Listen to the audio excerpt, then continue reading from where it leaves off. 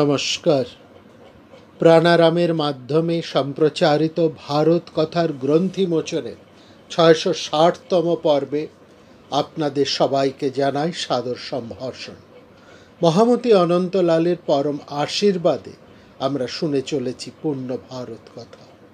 ভারত কথায় আমরা উপস্থিত রয়েছে ভীষ্ম পর্বে।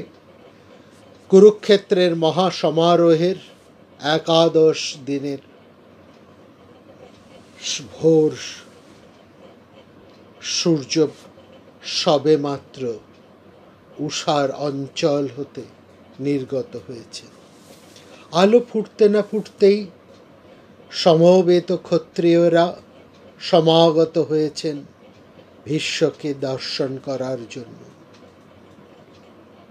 রাজবাড়ির রাজবধূরা, রাজকন্যারা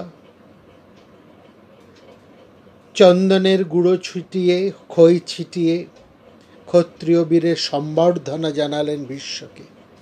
কর্ণাশ্চন্দন চূর্ণশ্চৈ লাজ্জৈ মাল্যৈশ্চ সর্বশঃ।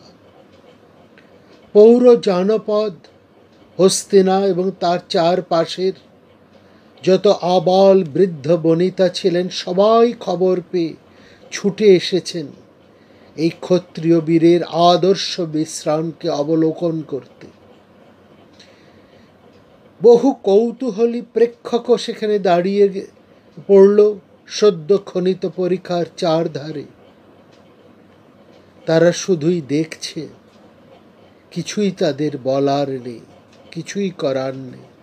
স্ত্রী ও বৃদ্ধস্তথা বালং প্রেক্ষকাশ্চ পৃথক জনঃ। পাণ্ডব কৌরবেরা সবাই অস্ত্র বর্মহীন অবস্থায় উপস্থিত হয়েছেন পিতামহকে দেখতে সেই ভোরে সূর্য উদয়ের সঙ্গে সঙ্গে।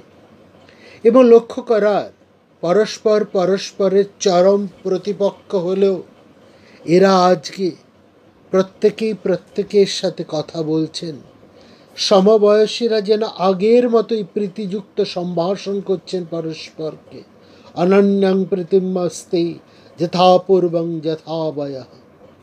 এক বিশাল মৃত্যু পারস্পরিক যে তীব্র ক্ষোভ, তীব্র প্রতিকূলতা, তীব্র বিসংবাদ, তীব্র শত্রুতা সবই ভুলিয়ে দিয়ে কাছে টেনে নিয়ে এসছে শত্রুকে। ভীষ্মকে দেখে মনে হচ্ছে এবং বোঝাও যাচ্ছে তিনি যেন অশেষ কষ্ট, অশেষ যন্ত্রণা সহ্য করছেন। একে তো 10 দিনের যুদ্ধের ভীষণ পরিশ্রম, তার উপরে তার এই স্বরদহন, তৃষ্ণায় তার কণ্ঠ তালু শুষ্ক প্রায়। তিনি একটু জল খাবার জন্য একটু জল, পানীয় জল প্রার্থনা করলেন। সমবেত রাজারা দ্রুত পৃথক পৃথক স্বর্ণ আধারে ভরে নিয়ে এলেন শীতল সুগন্ধি জল। ভীষ্ম বললেন, এই জল কি আমার জন্য? সাধারণ মানুষের যা ভোগ্য তাই কি আমার যোগ্য হতে পারে? এই সরসজ্জায় শয়নের পর থেকেই তো আমি এই মর্ত মানুষের রীতিনীতির বাইরে চলে গেছি। অপক্রান্ত মানুষেভ্য সরসজ্জাঙ্গত হি অহম। এখন ভীষ্ম এমন স্বরবিদ্য হস্তপদে মনোহর উদক কুম্ভের জল পান করবেন তিনি কিভাবে, আর কেনই বা করবেন? মহারাজ রাজারা আবার জলের সঙ্গে খাবার দাবারও এনেছিলেন। ভক্ষানুচ্চ বাচন রাজং বারিগুম্ভংশ্চ শীতলাং। আর শুধু তাই নয়, এর আগে আমরা লক্ষ্য করেছি রাজবৈদ্যরা এসেছিলেন সেখানে ভীষ্মকে স্বরকণ্টক থেকে মুক্ত করে তার ক্ষতস্থানে ঔষধের প্রলেপ বুলিয়ে দেবার জন্য। তাদেরকে সবিনয়ে ভীষ্ম ফিরিয়ে দিলেন। ভীষ্ম দুর্যোধনকে আদেশ দিয়েছিলেন বৈদ্যদের আগমন দক্ষিণা দিয়ে সসম্মানে বিদায় করার জন্য। তিনি বলেছেন, আমার এই অবস্থায় ক্ষত্র ধর্ম অনুসারে এই স্বরাঘাতের দহন যন্ত্রণা সহ্য করাই আমার ধর্ম। এভিরেব সারেশ্বশ্চ দগ্ধবস্মি নরাধিপা। আমি দগ্ধ হতেই চাই। পাণ্ডব, কৌরব এবং অন্যান্য সমবেত রাজারা ভীষ্মের এই আচরণে একেবারে অবাক, বিস্মিত। ক্ষত্র বিরচিত ধর্ম তারা কম জানেন না, কিন্তু বাস্তবে এমন কঠিনভাবে কিভাবে তা পালন করা সম্ভব তা ভীষ্ম তাদেরকে যেন বুঝিয়ে দিচ্ছেন। তিনি বিবাহ করেননি, সিংহাসনে উপবেশন করেননি, কিন্তু ক্ষত্র প্রতিজ্ঞার ধর্মে থেকে তিনি এক মুহূর্তের জন্য চ্যুত হননি, এবং সরসজ্জার শোয়েও তিনি সে ক্ষত্র ধর্ম হতে বিচ্যুত হতে চান না।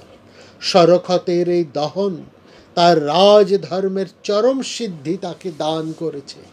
তিনি সম্মুখ সমরে ভুলুণ্ঠিত হয়েছেন, সেই দহন সহ্য করছেন তিনি উপযুক্ত সরসজ্জায় শায়িত হয়ে।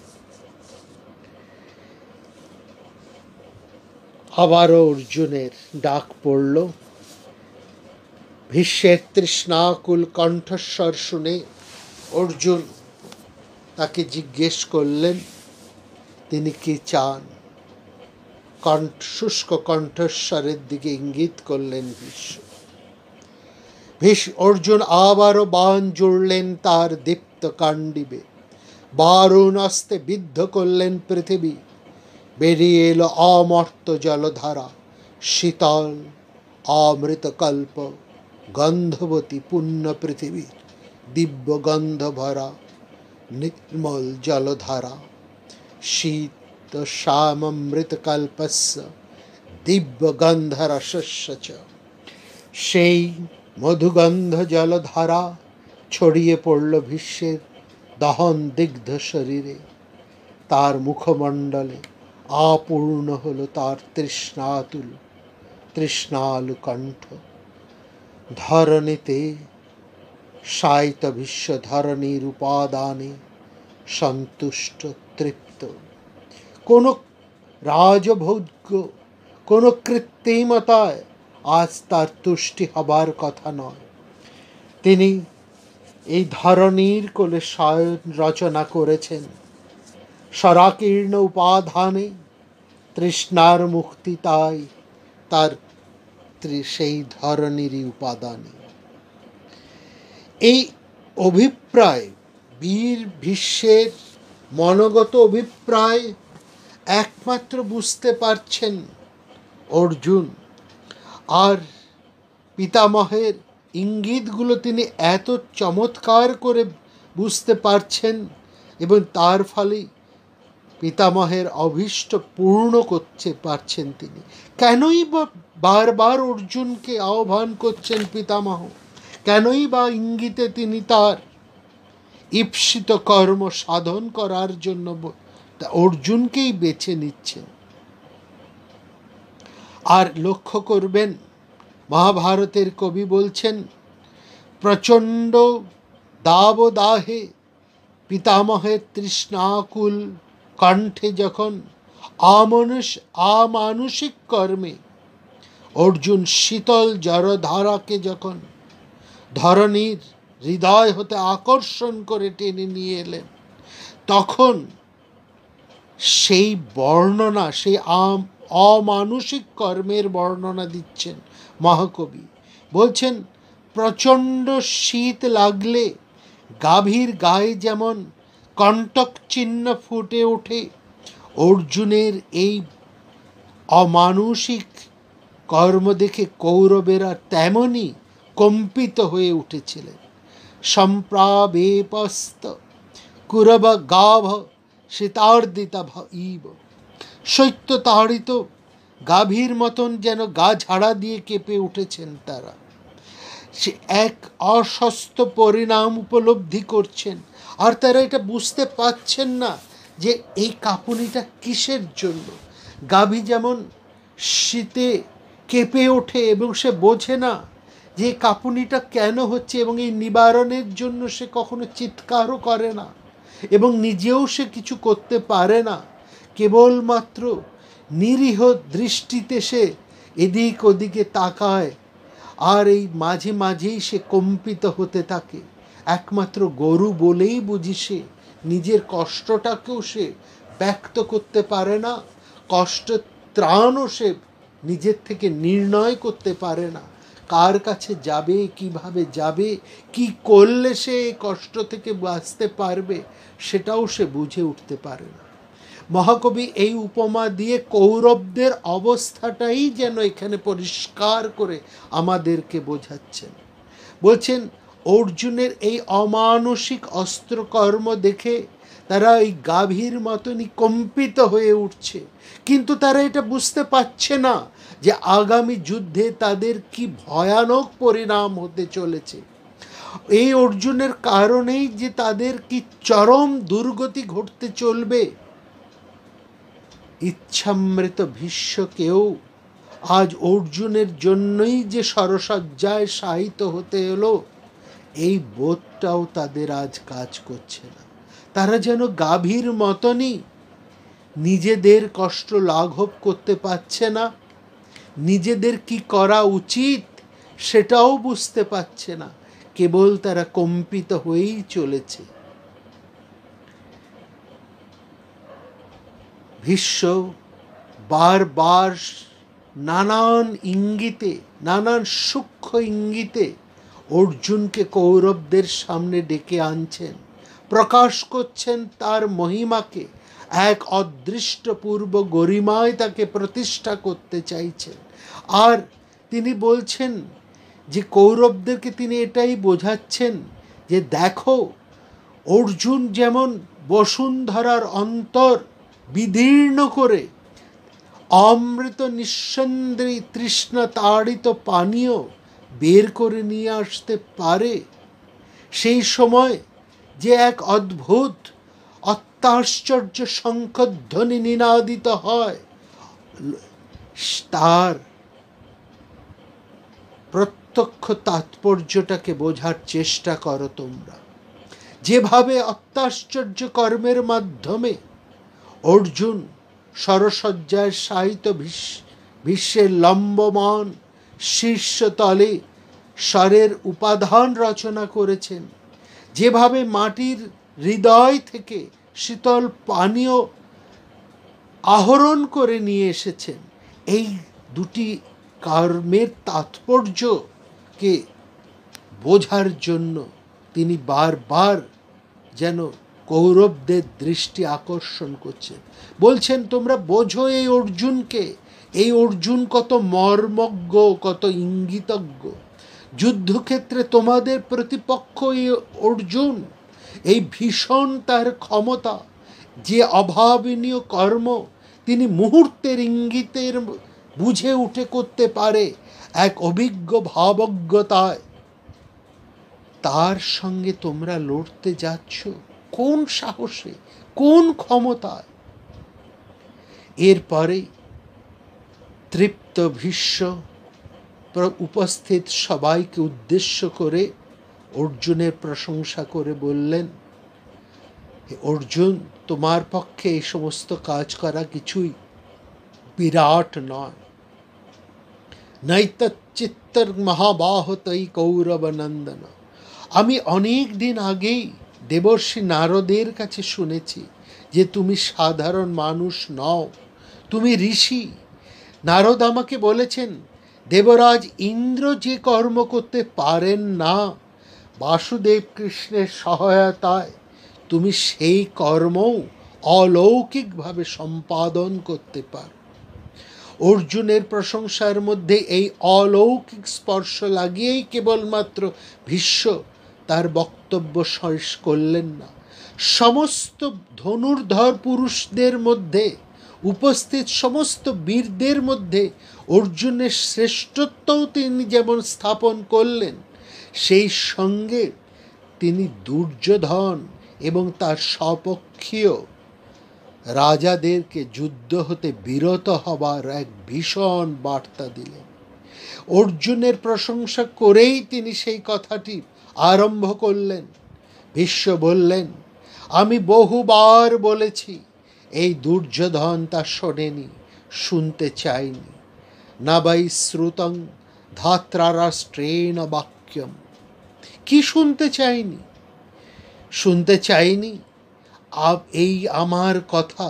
আমি বারবার বলেছি পাণ্ডবদের সাথে বিবাদ মিটিয়ে নেবার জন্য। শুধু আমি কেন, বিদুর বলেছেন, দ্রোণ বলেছেন, পরশুরাম বলেছেন, কৃষ্ণ বলেছেন, এমনকি সঞ্জয়ও বলেছেন। হতভাগ্য দুর্যোধন নিজের অভিমতেই সে মূর্খের মতন আচরণ করে চলেছে, কারো কথা সে শোনেনি। তার বুদ্ধি বিপরীত, সমস্ত শাসন সে লঙ্ঘন করে চলেছে, সে সমস্ত শাসনের অযোগ্য হয়ে উঠেছে। অচেতন পুরুষের মতন একদিন তাকে ভীমের হাতে মরতে হবে। সশেষ্যতে বৈ নিহতশিরায় শাস্ত্রাতিগ ভীম বলাভিভূত। আগামী ভবিষ্যৎ কি হতে চলেছে তা দীর্ঘদর্শী ভীষ্ম স্পষ্ট অবলোকন করে তাই পরিষ্কার উদ্ঘোষণ করে দিলেন কৌরবদের সামনে, বিশেষত ধাতরাষ্ট্র দুর্যোধনকে। ভীষ্মের মুখে শত্রুপক্ষের প্রধানতম শত্রুদের প্রশংসা দুর্যোধনের সহ্য হল না, কিন্তু সৌজন্যবশত তিনি বিষণ্ণ হৃদয়ে দাঁড়িয়ে রইলেন, চলে যেতে পারলেন না। দুর্যোধন দীন মানবভূ।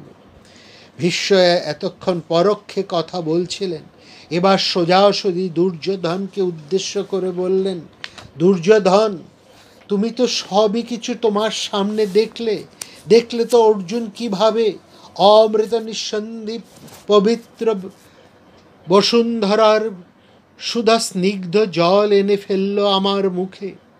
এ কাজ কি কখনো সাধারণ মানুষের পক্ষে সম্ভব? অন্য কেউ কে করতে পারে? বিচিত্র অস্ত্রের এই সমস্ত অদ্ভুত প্রয়োগ একমাত্র জানে অর্জুন, আর জানেন শ্রীকৃষ্ণ। তাই আমি তোমায় বলছি দুর্যোধন, তুমি কোনো দিন অর্জুনকে যুদ্ধে জয় করতে পারবে না। তুমি কেন, কেউ নয়। সে এমন অলৌকিক অস্ত্রের সন্ধি জানে, এমন সন্ধি জানে অর্জুন। আমার একান্ত ইচ্ছা অর্জুনের অস্ত্রের সন্ধির সাথেই তোমার সন্ধি হোক, যুদ্ধ সন্ধি হোক অবিলম্বে। অর্জুনের অস্ত্র সন্ধির সাথেই তোমার যুদ্ধ সন্ধি হোক অবিলম্বে। সন্ধির ভবতু মা চিরম। ভীষ্মের কথার মধ্যে বারবার ধ্রুবপদের মতন সেই শব্দ উচ্চারিত হতে লাগলো, সন্ধির ভবতু মা চিরম। একবার তিনি কৃষ্ণের মহিমার কথা বলছেন, একবার যুধিষ্ঠিরের সত্যনিষ্ঠ ধর্ম, তার তেজতা, তার কঠোর ক্ষত্রবীর্যের কথা বলছেন ভয়ঙ্কর ভীমের পরাক্রমের কথা। আর প্রত্যেকবার ধ্রুবপদের মতন ভীষ্মের মুখ থেকে উচ্চারিত হচ্ছে, সন্ধির ভবতু মা চিরম, দ্রুত সন্ধি হোক, দ্রুত সন্ধির হোক। ভীষ্ম হৃদয় দিয়ে চাইছেন এখনো কৃষ্ণ পাণ্ডবদের অধীনতা মেনে নিক কৌরবেরা। কারণ কৃষ্ণ যদি চান তাহলে এই যে কি ভবিষ্যৎ হবে, কি ভয়ঙ্কর হবে, তা দুর্যোধন কেন কৌরবেরা কেউই বুঝতে পারছেন না। এবং প্রত্যেকেই যেন কৃষ্ণের অন্তত অধীনে চলে আসে, তার সাথেই যেন সন্ধি হয়ে যায়। যাবৎ কৃষ্ণ মহাবাহু সাধীন কুরু সত্যম। যুধিষ্ঠিরের মতো শুদ্ধ সত্য মানুষের ক্রোধ প্রজ্বলিত নয়ন ভীষ্মকে ভীষণ উদ্বিগ্ন করে তুলেছে। মহাপরাক্রমী ভীমসেনের প্রতিজ্ঞা তাকে আশঙ্কিত করে তুলছে। অথচ এখনো কৌরবদের যে কয়টি সন্তান বেঁচে আছে, যে কয়জন সৈন্য সাধারণ মানুষ এখনো জীবিত আছে, তাদের সবাইকে বাঁচিয়ে রাখার জন্য একমাত্র দুর্যোধনের কাছে কাতরভাবে ভীষ্ম বলছেন, আমি তো মরতে চলেছি, অতএব আমার এই মৃত্যুর মধ্যে দিয়েই এই যুদ্ধের শেষ মৃত্যু চিহ্ন চিহ্নিত হোক। হে দুর্যোধন, তুমি পাণ্ডবদের সাথে সন্ধি করে তোমার অন্তত জীবিত ভাইদেরকে রক্ষা করো। যেসব সৈন্যরা এখনো জীবিত আছে তাদেরকে বাঁচিয়ে রাখো, আর নতুন করে দগ্ধতায় এ ভারতকুলের কোনো রমণীকে আর নিমজ্জিত করো না। তুমি পাণ্ডবদের সাথে সন্ধি করে শান্ত হও। যুদ্ধং মদন্তমেবাস্তু তাত সংসাম পাণ্ডবৈ, তুমি সমস্ত ক্রোধ পরিত্যাগ করো। এই বৃদ্ধ ভীষ্ম শেষ গতি লাভ করছে, তাতে কোনো দুঃখ নেই, কিন্তু অবশিষ্ট আর যারা আছেন তারা ভালোভাবে বেঁচে থাকুন। বেঁচে থাকুক এই পৃথিবীর সমস্ত মানুষেরা, বেঁচে থাকুক এই পৃথিবীর প্রাণচিহ্ন, বেঁচে থাকুক এই পৃথিবীর সমস্ত ক্ষত্র সম্পদ, বেঁচে থাকুক এই পৃথিবীর আলো হাওয়া, বেঁচে থাকুক এই পৃথিবীর গান ভালোবাসা, বেঁচে থাকুক এই পৃথিবীর বিশ্বাস আনন্দ নিঃশ্বাস। তোমাদের উভয়ের মধ্যে সম্পর্ক স্বাভাবিক হোক, তোমাদের উভয়ের মধ্যে বৈরিতা দূর হয়ে যাক। ভীষ্ম সাদানদস্তু বা সৌরদঞ্চ জীবন্ত শেষ সাধুরাজম প্রসীদ। বারবার ভীষ্ম একই কথা বলে চলেছেন, আমার মৃত্যুর সঙ্গে সঙ্গেই এই ভীষণ মহাযুদ্ধ, এই কালযুদ্ধের অবসান হোক। মহাসত্য বিশাল হৃদয়ের মুখ থেকে উদ্গত হচ্ছে এক উদার আহ্বান। তিনি এই প্রসিদ্ধ ভারত বংশকে লুপ্ত হতে রক্ষা করতে চাইছেন। জননী সত্যবতীর কথায় তার মনে পড়ছে কিভাবে ভারত বংশের ও প্রথম উদ্গত অঙ্কুরগুলোকে তিনি লালন করে চলেছেন, এবং তার পর এই পর্বগুলোকে কি অপার পরিশ্রমে, কত অনাকুল ধৈর্যে স্নেহে হস্তিনাপুরের সিংহাসনে বসা সমস্ত ভাইদেরকে, তাদের ছেলেদেরকে, তাদের পৌত্রদেরকে তিনি হৃদয় দিয়ে ভালোবেসে গেছেন, সেবা করেছেন। সে কথা তার মতন করে আর কে বা বুঝবে? তিনি নিজে রাজা হননি, হতে চাননি, তবু অনুপযুক্ত রাজাদেরকে তিনি লঙ্ঘনও করেননি। তার নিজের সমস্ত গরিমা মর্যাদা, তার নিজের ক্ষত্রচিত বীরত্ব দিয়ে তিনি সমস্ত তাদের অনুপযুক্তকে ঢেকে রেখেছেন নিজের দায়বদ্ধতায়, নিজের পরিশ্রমে, নিজের অন্তরের স্নেহে। ধৃতরাষ্ট্র পাণ্ডুকে মানুষ করেছেন। সেই পাণ্ডুর মৃত্যুর পর হস্তিনাপুরে যখন জ্ঞাতি বিরোধের পঙ্ক একেবারে গভীর হতে গভীরতর হয়ে উঠেছে, তখনও তিনি এই প্রধান বংশের মর্যাদা রক্ষা করে চলেছেন। তিনি রাজ্য ভাগ করে পাণ্ডবদের পৃথক অধিকার স্থাপন করবার প্রস্তাব দিয়েছেন। কিন্তু দুর্যোধনের অমানসিক তাড়নায়, হিংসায়, ক্ষুধায়, স্বার্থ এষণায় শেষ পর্যন্ত তার সমস্ত সদ্ভাবনার তাৎপর্য নষ্ট হয়ে গিয়েছে। তিনি বুঝেছেন এই প্রসিদ্ধ ভারত বংশ একেবারে লুপ্ত হয়ে যাবে। এই বিশাল অবলুপ্তি তিনি এখনো চান না, আর চান না বলেই তিনি সমস্ত হৃদয় দিয়ে তার আপন মৃত্যুর মধ্যে দিয়ে আপ্রাণভাবে চেষ্টা করে চলেছেন এই ভারতবর্ষের লুপ্ত গৌরবকে অবিকৃত রাখতে, তাকে বাঁচিয়ে রাখতে। এই সর্বনাশা যুদ্ধ যেখানে ভারত বংশ কেবল নয়, এই ভারতবর্ষের সমস্ত ক্ষত্রিয়কে নষ্ট করে ফেলবে। সমস্ত শক্তিমত্ত রাজারা এক আনুগত্যে দ্বিধা বিভক্ত। ভীষ্ম জানেন, বুঝতে পাচ্ছেন তারা বিনা কারণে এই ভীষণ যুদ্ধের বলি হতে চলেছেন। অতএব ইচ্ছা মৃত্যুর বর লাভ করা সত্ত্বেও তিনি মৃত্যুবরণ করতে চাইছেন একমাত্র এই কারণে যে তার মৃত্যুর মধ্যে দিয়েই ভারতবর্ষের শান্তিপূর্ণ সহাবস্থান হোক, দুই পরিবারের মধ্যে শান্তি স্থাপন হোক, বেঁচে থাকুক এই পৃথিবীর প্রাণ, এই পৃথিবীর বিশ্বাস, এই পৃথিবীর নিঃশ্বাস। নিজের অভিজ্ঞতায় ভীষ্ম জানেন দুর্যোধনের মতন এক অসহায় মানুষের পক্ষে যুধিষ্ঠিরের আনুগত্য কখনোই স্বীকার করা সম্ভব হবে না। তিনি সেই পূর্ব অবস্থায় ফিরিয়ে আনতে বলছেন দুর্যোধনকে, বড় আন্তরিকভাবে বলছেন পাণ্ডবদের ইন্দ্রপ্রস্থ তাদেরকেই ফিরিয়ে দাও, যুধিষ্ঠির সেখানে চলে যাক, তোমাকে তার অধীন হয়ে থাকতে হবে না, তাদেরকে ইন্দ্রপ্রস্থ দিয়ে দাও, আর তুমি হস্তিনাপুর নিয়ে থাকো। এই ব্যবস্থা হলেই তোমাদের সমস্ত বিরোধিতার কলঙ্ক দূর হবে, সমস্ত পৃথিবী আবার ফুলে ফলে সমৃদ্ধ হয়ে উঠবে, সমস্ত প্রাণ রক্ষা পাবে, প্রত্যেকের মধ্যে বিশ্বাস ফিরে আসবে, সমস্ত দগ্ধ প্রাণ আবার তাদের নিঃশ্বাস ফিরে পাবে। ভীষ্ম বলছেন আমার মৃত্যুর সাথে সাথেই শান্তি হোক আমাদের সমস্ত প্রজাকুলের, রাজারা প্রীতিমন্ত হয়ে ফিরে যাক আপন আপন রাজ্যে, পতি ফিরে যাক তার স্ত্রীর কাছে, পিতা ফিরে পাক তার পুত্রকে, পুত্র ফিরে পাক তার পিতাকে, সন্তান ফিরে পাক তার জননীকে, জননী ফিরে পাক তার সন্তানকে, স্ত্রী ফিরে পাক তার স্বামীকে, মামা ফিরে পাক তার ভাগ্নেকে, ভাই ফিরে পাক তার ভাইকে।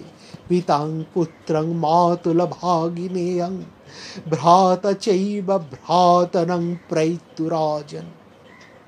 দুর্যোধনকে তো ভীষ্ম ভালোভাবেই জানেন, তবু তার কাছে এই আন্তরিক প্রার্থনা, এই আন্তরিক ভাবনা কেবল তার পরিবারের জন্য নয়, কেবল ক্ষত্রকুলের জন্য নয়, অতি সাধারণ নিরপরাধ প্রজাদের জন্য, করদ রাজাদের জন্য, এবং যুদ্ধের কারণে ব্যাকুলিত হয়ে থাকা চিন্তিত প্রতিটি পরিবারের আশঙ্কিত দুর্ভাগ্যগ্রস্ত পিতা মাতা ভাই বোন বন্ধু সামগ্রিক ভাবনায় ভাবিত হয়ে তিনি দুর্যোধনের কাছে যেন অনুনয় করে বলছেন। কারণ তিনি জানেন দুর্যোধন এই ভাবনার শিকার হবেন না, তিনি বুঝবে না, দুর্যোধনের হৃদয়ের মধ্যে এর কোনো রেখাপাত করবে না, কারণ সে কোনো দিন বোঝেনি, এখনো সে বুঝবে না। তিনি এই দুর্যোধন এটা বুঝবে না যে চিরকুমারের ব্রত পালন করেও, রাজা না হয়েও রাজবংশের প্রতি তার দায়বদ্ধতা কেন, কিসের এই ভক্তি, কেন তিনি এই রাজনৈতিক অভিজ্ঞতার তৃপ্তি নিয়ে এই শেষ সাবধান বাণী উচ্চারণ করছেন প্রায় বাকসিদ্ধের মতো। বলছেন এত কথার পরেও দুর্যোধন, যদি তুমি মূর্খের মতন আমার কথা না শোনো, তবে তোমার সেই মোহ, সেই অহংকার যদি এখনো এতটুকু থাকে, আর তুমি যদি ভেবে থাকো তুমি যুদ্ধ জয় করবে, তাহলে শেষ সত্যটা শুনে রাখো দুর্যোধন, আমার মৃত্যুর মধ্যে দিয়ে যে যুদ্ধ শেষ হতে পারত, সেই যুদ্ধ শেষ হবে তোমাদের সবাইকে শেষ করে। তস্যর্ষন্তে এদাদন্তস্য সর্বে সত্যমেতম ভারতি নির্যামি। ভীষ্মের মুখে শেষ সত্য কথা, সেই তীব্র সত্য, ভীষণ সত্য, যা এক অভিশপ্ত সত্য উচ্চারিত হলো, যাকে ভারতী বলছেন মহাকবি।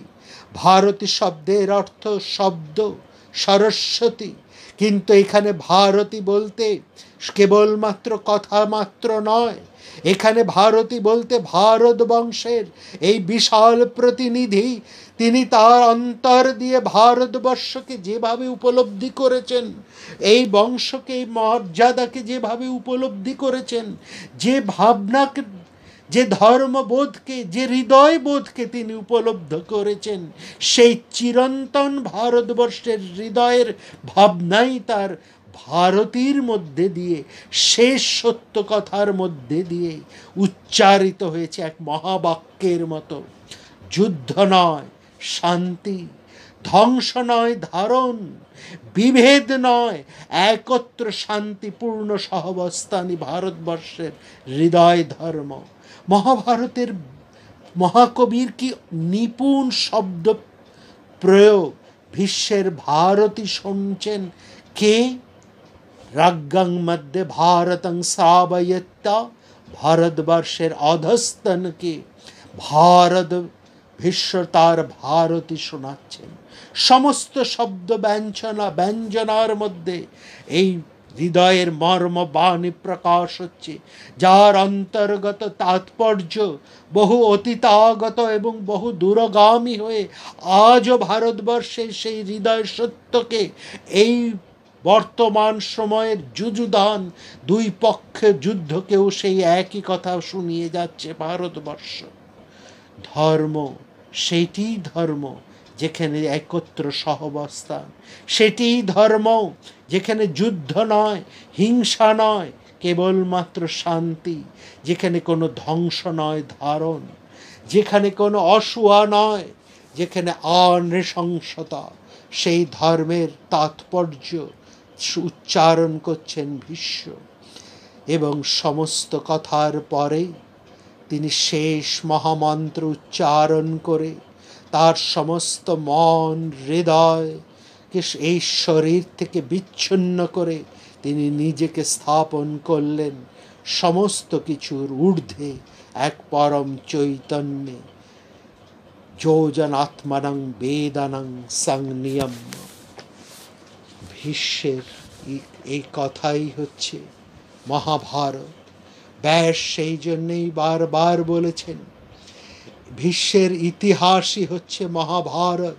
যস্যতিহাস দূতিমান মহাভারতম ইচ্যুতে। সত্যি সেই ভীষ্মের শেষ সাথে সাথেই শেষ হয়ে যাচ্ছে মহাভারতের ইতিহাস। এরপরে যা কিছু আমরা উচ্চারণ করব তা গতানুগতিক। তার শেষ কি হবে, তার পরিণাম কি হবে, সবটাই স্পষ্ট করে দিয়েছেন এই বিশাল হৃদয় ভারতবর্ষে পৃথিবী মহামতি ভীষ্ম। তিনি উচ্চারণ করে পরিষ্কার করে বলে দিয়ে গেছেন অনাগতে আর কি হবে। আর মাত্র 8টা দিনের হয়তো যুদ্ধ, কি আর 7 দিনের যুদ্ধ বাকি। দ্রোণের বিনাশের পরে তো মাত্র 3টে দিন, তারপর খালি অবক্ষয় অবক্ষয় আর অবক্ষয়। এই যুদ্ধের সমস্ত শেষ করে দেবে, নিঃশেষে শেষ হয়ে যাবে সমস্ত লালসা ক্ষোভ। কি লাভ করলেন দুর্যোধন, কি লাভই বা করবেন যুধিষ্ঠির? যুদ্ধ কি কাউকে কিছু দিয়ে যায়? কেউ কি জয়ী হয়? যুদ্ধে যে বাঁচে সে কি নিয়ে বাঁচে, কি তার অবশিষ্ট থাকে? সেই জন্যে মহাকবি বোধহয় এই ভারতবর্ষের মহাভারতের ইতিহাস বলতে ভীষ্মের ইতিহাসই বুঝিয়েছেন। যস্যতিহাস দূতিমান মহাভারতম উচ্যতে। নমস্কার। প্রাণারাম প্রাণারাম প্রাণারাম প্রাণারাম প্রাণারাম প্রাণারাম। কি যেন লুকানো নামে তাই মিষ্ট এত তব নাম প্রাণারাম প্রাণারাম।